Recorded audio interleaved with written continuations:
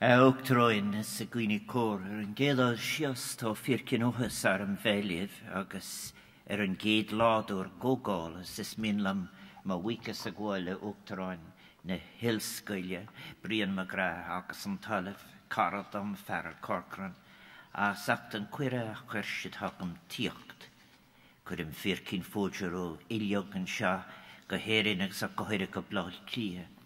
Mar is mi déine agia bhfuil eistar fód a cortha de nu dio Institute Acadúile Súile cuile céird an dáms aginne.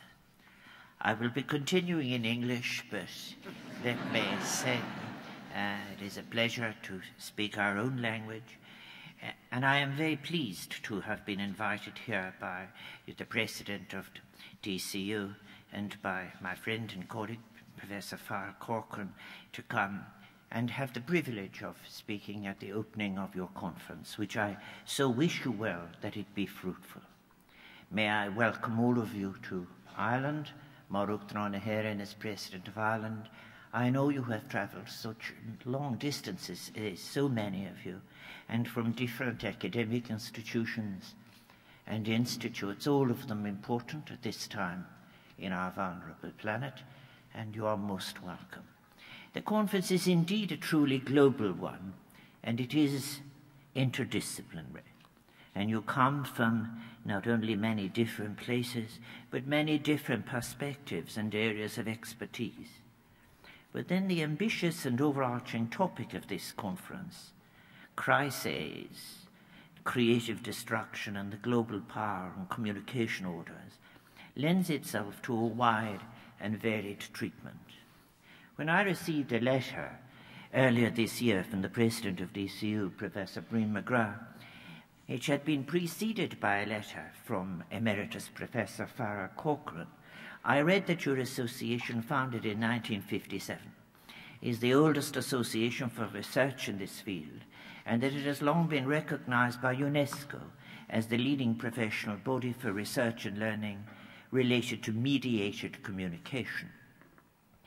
This is an impressive legacy and achievement, and it is surely emphasized by the fact that 2,450 proposals or abstracts came in following the call for papers, and that they came from 88 countries, making it the largest number of abstracts ever received. I'm convinced not only then of the importance of this conference, but also of the universal importance of the subject under discussion. For what indeed could be more important than the relationship of an ever more rapidly developing technological sector to what is perceived by some as our ever more fragile public world, a world that we must assume is premised on the possibility and sustenance of democratic discourse. Your association indeed had its last conference in Ireland in 1993. It is precedent a time I remember very clearly, in 1993, when I became Minister with responsibility for arts, culture and Gaeltacht in Ireland, for, among other things, responsibility for broadcasting and film. 2 years later, on the 27th of April 1995, I produced a green paper on broadcasting. I'm likely to remember it because I remember some of the media comments, including the immortal phrase, "He mentioned someone called Habermas."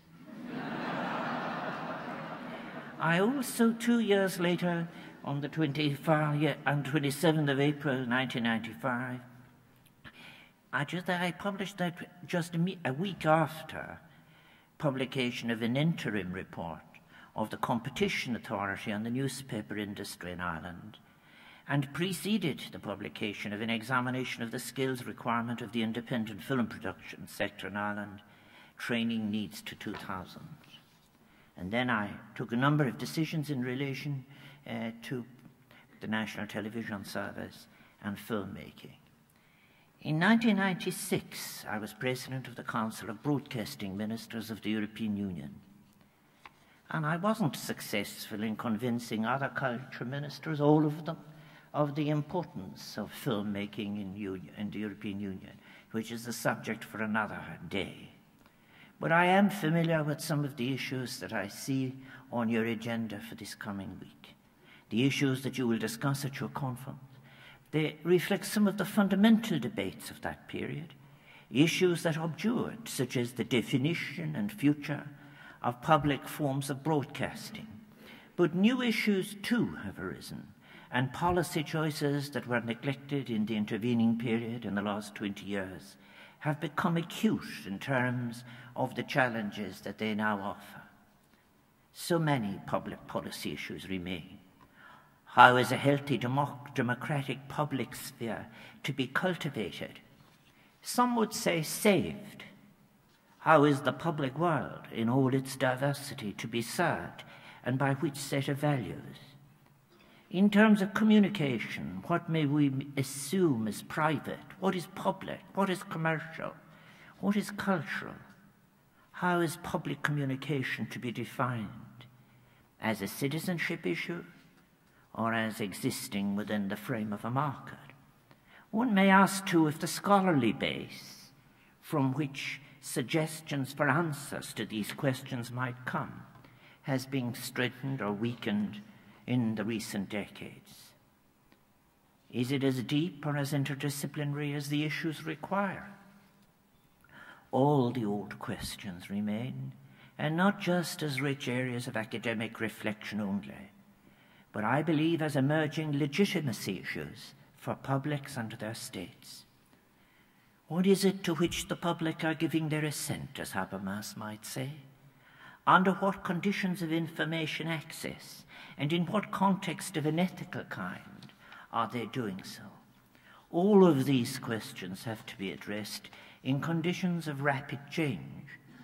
Yes, much of that change is forced by developments in technology, and this in itself introduces some fundamental choices as to the form, purpose, and application of such technology.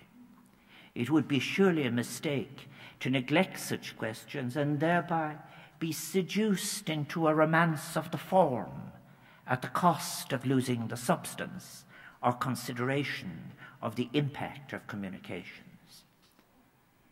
In the last decades, the ownership issue has deepened. We are far beyond the innocence of those earlier debates as to what is or what might be the limits of oligopoly or cross-ownership in terms of the public interest. Ownership has become more concentrated, and yet at the same time the commodification of ownership through traded shareholdings has created such an uncertainty from speculation as affects every profession within communications. Farr Cochrane, in his Television Across the World, Interrogating the Globalization Paradigm, published in 2007, wrote of ownership in television. I quote, "The key element in the architecture of global television is undoubtedly the unprecedented spate of mega-mergers between giant media corporations that have emerged in the 1990s. Most of these conglomerates are North American, a few are European, Bertelsmann, for example, and Asian, Sony. Over the last decade, the increasing concentration of ownership, especially in the USA, has made it difficult to know which conglomerate owns which local outlet at any particular time. Meanwhile, those conglomerates continue to use the courts and to lobby the US Congress to remove the last few legal restraints on ownership. What one senior government regulation, despite the corporate rhetoric, the concentrated, conglomerated, and profit-driven US media system, which forms the backbone of the global television system, is hardly the result of free enterprise. It is the recipient of enormous direct and indirect subsidies and/or government-granted monopoly franchises. These include monopoly licenses to radio and television networks, cable and satellite monopoly franchises, magazine postal subsidies, and copyright, suggesting that for these firms the most important competition may well be in Washington, getting the cushy subsidies and licenses. Such mega mergers are now also, of course, taking place among the search giants and social network corporations. Does ownership really matter? This is a question that goes beyond any narrow consideration of the old tension between state ownership and private commercial ownership. It poses deeper questions, ones I recall posing myself in a paper I gave nearly 20 years ago. I wrote then, at the basis of the choices we will make in the next few years are some fundamental value choices involving such questions as, what value do we put on the public world? What value do we put on issues beyond the immediate, beyond a single lifespan? How do we wish to be? How do we wish to remember? How do we wish to be remembered? What do we wish to be free to imagine? Such value choices at the base of democracy raise questions about the cultural space, its relationship to the economic space, and how the cultural space is to be defined. Is it to be open or closed, democratic or autocratic, fixed by tradition or flexible to the contemporary and the as yet unremembered, the as yet unimagined? For example, if the cultural space was defined in some Arnoldian way, stressing an elitist version of the inherited tradition of the powerful, and if the focus of the beautiful, the true, and the good was defined by a particular class, most would find this to be oppressive or conservative or both. We would find it easier again to reject a statistical definition. In a curious way, there has always been public support for a definition of culture that would have critical capacity at its center, emphasizing, I suppose, that to live reflexively in one's world is both one of the most basic and one of the most difficult instincts we share in our common humanity. There was always then a debate as to what constituted cultural value. Those who made programs knew that sometimes their work would strike a strange resonance with the past. Sometimes it would be anticipatory in its innovation.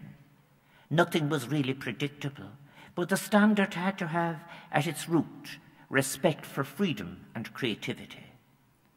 What we now face is an uncritical acceptance of the provisions of the market. A market segment has to be filled. A program has to be provided.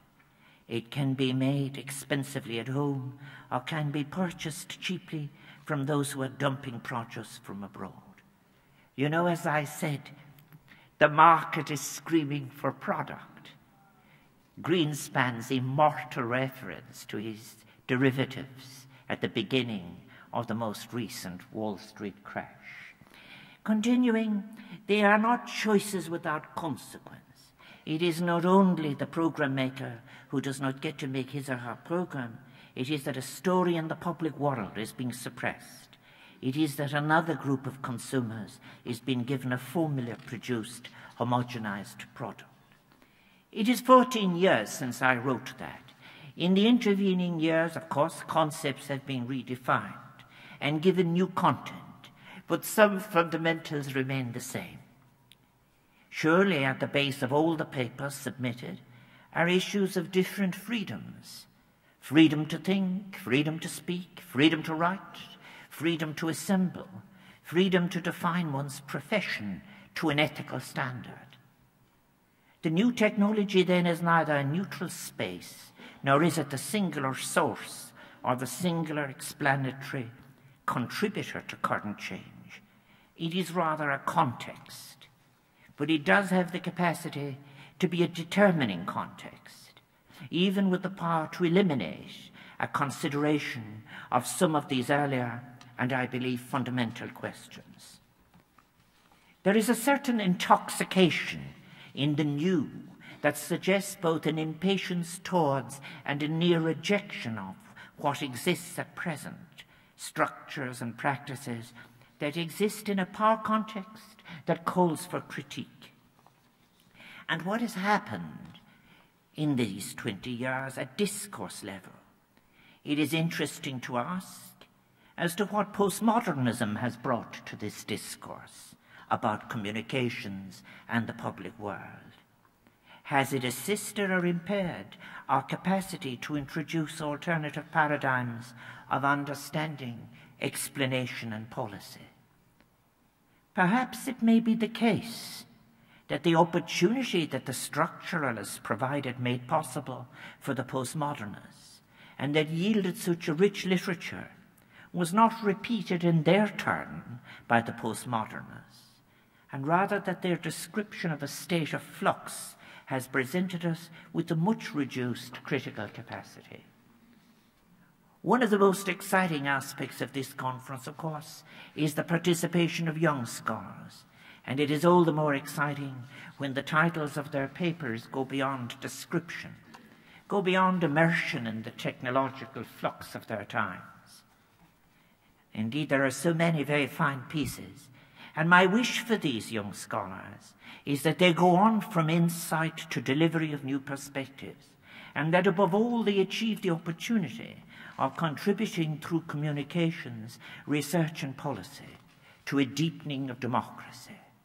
For it is when one is lost in the democratic that one has made a true scholarly contribution. They are, after all, wrestling with new contradictions produced in new circumstances of what might be called the mind industry. And the role of public intellectual demands a journey beyond a celebration or description of complexity. One has to make it home to a capacity to address issues of power, however diffusely experienced. And I wish I had time to hear the papers, but I look forward to reading the proceedings in time.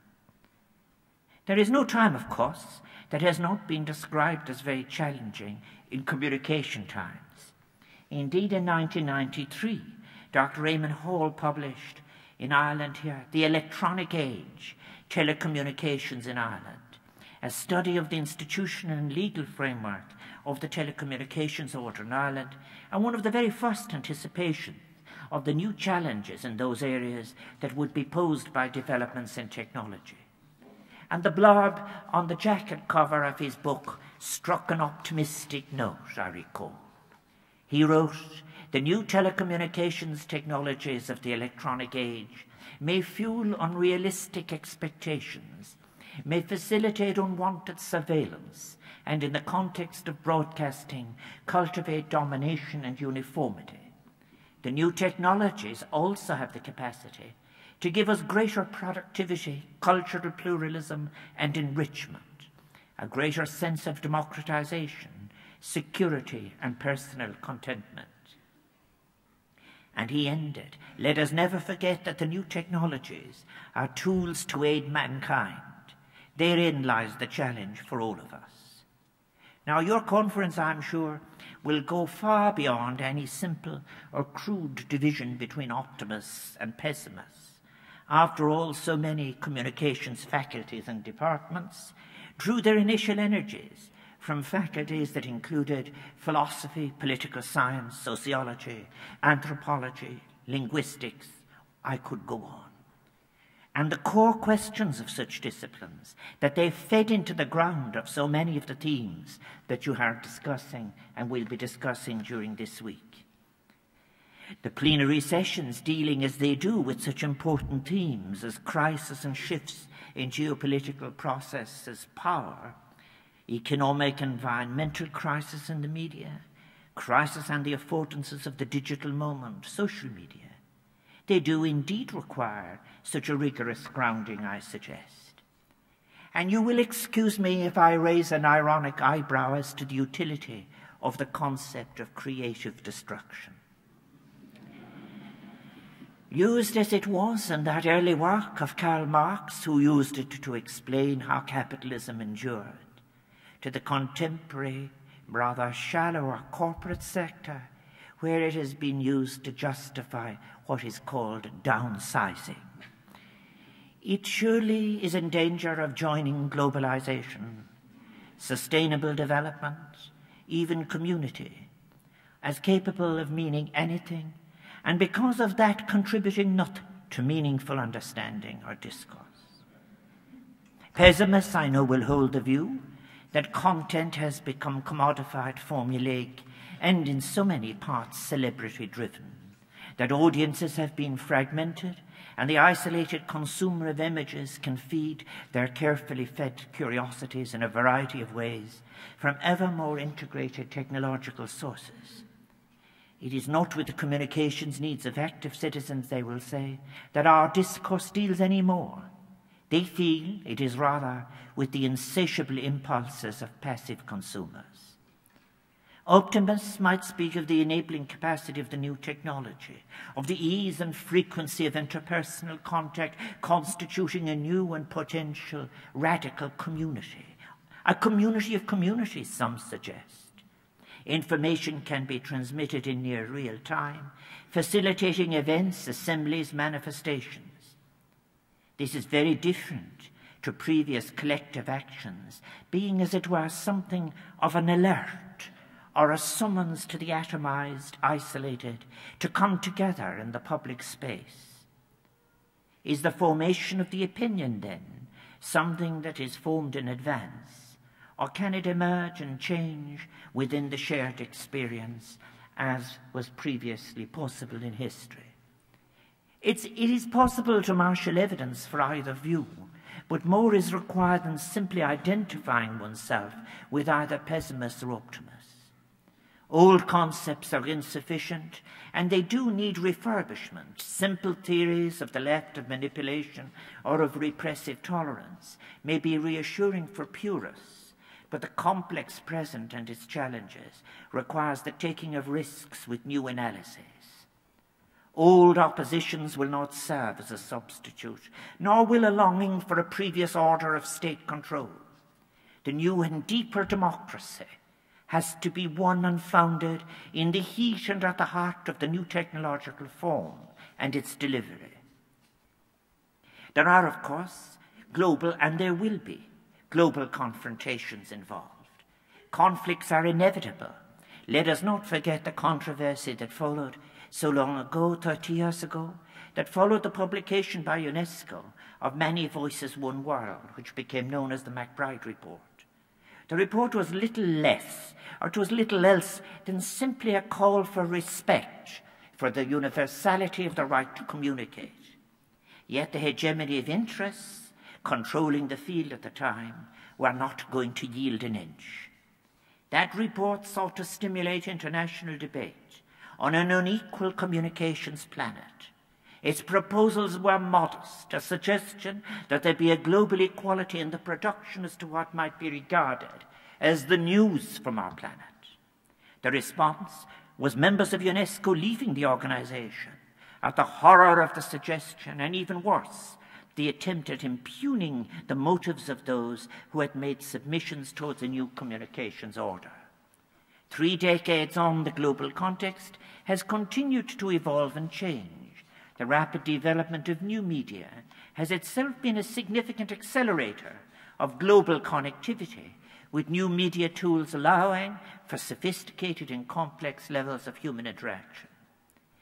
These tools allow, of course, enormous scope to improve the democratization of communication, have much potential to change the communication flow from a vertical downwards current to a two-way interactive stream. They have also, however, brought new challenges to democracy, simultaneously testing and accentuating existing forms of domination and exclusion within not only the information communication order, but in the world order. The powerful message that came in its day from Many Voices, One World was the importance of hearing the many stories that make up the global narrative of a particular time, incident, or era.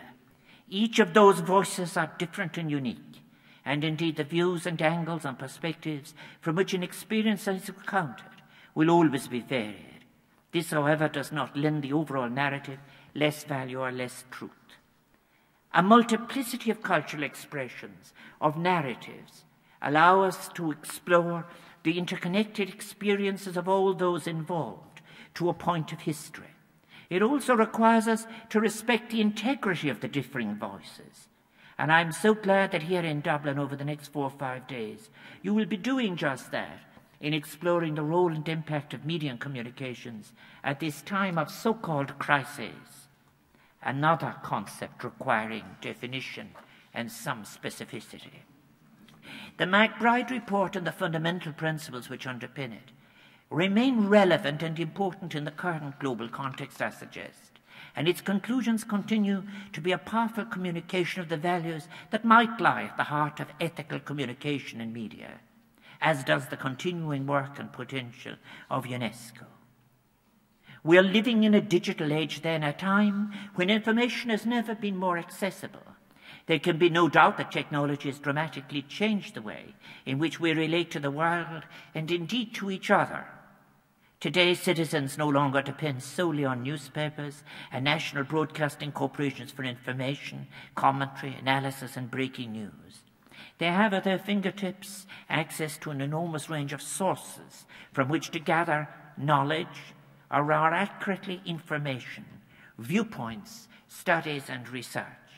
There are sources, however, and professions who have spent generations in evolving the ethics, standards, and practices that are best practice for their delivery. This does matter and is so often in danger from changes in technology ushered in by changes in ownership. For example, an editorial lean, itself influenced by ownership pressures, real or perceived, can deliver such an anxiety onto the frontline practitioner as leads them to eschew best practice that has been taught or required in their professional formation. An anxiety that is sometimes delivered into an aggression to meet the imposed requirement. Technology continues to develop, and how it is applied raises great ethical and moral questions for society at large and the global community. We see daily now its power for positive transformation in the areas of human rights, justice and healthcare, for example, while on the other hand we witness regularly the power of new media and communications technologies for proselytizing, incitement to hatred, or even the use of new media and communication technologies as a call to arms. So never has there been a greater need for those who have access to such technologies to be equipped with a strong ethical and moral compass. As to how this is to be sourced in a highly individualized society is a matter for debate such as yours and decision by an informed citizenry. However, it raises the importance of the public space and of an ethic socially established, of the importance, for example, of how friendship, the stranger, and the social bond are to be defined. Public service broadcasting, in its true and original sense, played and continues to play a critical role in deepening democracy, informing citizens, and strengthening their capacity as citizens to engage in debate and discussion around current affairs and politics, both local and international. 17 years ago, this university's Professor Farrell Corcoran wrote that one of the sources of the reduction in standards in public service broadcasting was the fact that too few people make decisions about what the population needs to know, resulting in a one-dimensional, smooth-edged cultural flow that colonizes the national symbolic environment. If there is a loss of discourse through public service broadcasting, if its cultural role becomes subjugated to a set of economic policies derived from a very narrow ideological furrow, we will indeed have lost an active and enormously valuable creative force and an important tool in ensuring the existence of accountable public policy. Citizenship, the public space, the shared moment, the common history, the shared community of the imagination are under pressure to take second place to vested interests in terms of global media monopolies. There can be no doubt that public service broadcasting is at a time of crisis, its role in deepening, widening and enriching the lives of the public being undermined and eroded as many broadcasters shift from viewing themselves as national service providers to participants in large commercial units. Striking a balance between broadcasting and the marketplace is becoming increasingly difficult as the hard technology of communications seeks to establish a hegemony over what is perceived to be the softer cultural target of broadcasting within culture. On the other hand, however, citizen journalism is on the rise with a raft of implications for our societies, cultures, communities, and indeed our freedoms. offering possibilities of deepening the increase, but also the destructive capacity of reputational abuse and intimidation. Today, more than ever, new media and communications tools have the capacity to add to and advance democracy, human rights, and social justice globally in so many ways. We've seen how use of technology has impacted on and supported democratic movements through, for instance, the Arab Spring in 2010. More recently, social media has allowed the world to see what is happening on the ground in Syria, where there is a high level of media censorship. In this case, technology allows Syrian people and international journalists to exercise their fundamental right of freedom of expression. In many ways today, these new forms of communications have become powerful tools for freedom of expression. When, for example, the likes of Saudi Arabia's Manal al-Sharif takes the brave move of publishing a video of the seemingly everyday act of driving her car in Mecca and relaying it on YouTube. Her act of dissent has been recognized by the international community when she received the first ever Václav Havel Prize for Creative Dissent at the Oslo Freedom Forum. Today, she's a worldwide force for human rights and the empowerment of women. New communication tools are also assisting in the area of healthcare, with, for example, the world's largest field trial in mobile health technology running now in South Africa to tackle the spread of HIV.